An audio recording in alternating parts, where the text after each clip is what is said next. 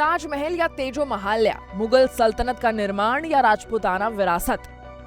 Taj Mahal seventh wonder of the world, one of the most iconic monuments of India. ये सिर्फ एक monument ही नहीं बल्कि इसे ग्लोबल मैप पर भारत की आइडेंटिटी के तौर पर भी देखा जा सकता है।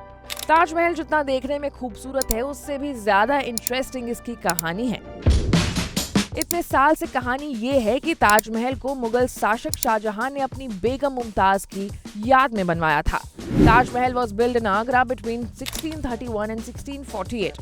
ताजमहल को बनाने में करीब 20,000 कारीगर लगे थे। Building was finished bye 1643 but the decoration continued till 1647। लेकिन लेटली दिस कहानी is being challenged. Why? Because आजकल देश में ट्रेंडिंग है ऐतिहासिक धरोहरों पर धर्म युद्ध। वाराणसी में ज्ञानवापी, मथुरा में ईदगाह और last but not the least are symbol of love, the Taj Mahal. Muslim पक्ष तो हम कई साल से जानते हैं कि ताजमहल मुगल शासक शाहजहां की बेगम मुमताज का मकबरा है। Now the latest addition to the story is हिंदुओं का पक्ष। ये तेजो महल है जिसको तोड़वा के यहाँ पे जो हमारे जो याचिका डली है ना, वो इसी आधार पर डली है। अगर ये खुल गया एक कमरा तो सारी सच्चाई आ जाएगी। In 2015, Agra District Court में 6 lawyers filed a petition who claimed that the Taj Mahal was a Shiv temple. They wanted Hindu devotees to be allowed inside premises to perform darshan and aarti. तो court ने centre, culture minister, home secretary और archaeological survey of India को अपने अपने जवाब submit करने के आदेश दिए। Central government replied to the Agra court in 2017 that the claim Taj Mahal is Tejo Mahalya Temple Palace is concocted and self-built.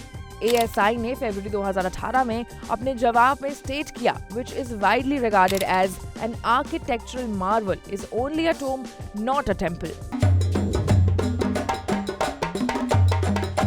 2015 में शुरू हुए इस विवाद की जड़ें मिलती है 1989 में पुरुषोत्तम नागेश ओक की किताब ताजमहल द ट्रू स्टोरी में।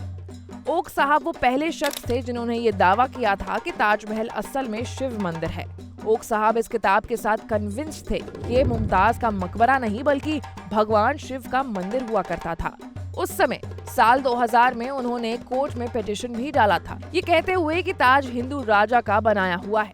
ओक ने सिर्फ ताज को लेकर के ही बात नहीं कही थी, बल्कि उनका मानना था कि Vatican city, Kaaba and Notre Dame was once Hindu temples dedicated to Shiva. और उनका मानना था कि Christianity and Islam both are derivations of Hinduism, और Christianity originally was a Vedic religion following Krishna, और क्रिश्चियनिटी असल में कृष्ण नीति है।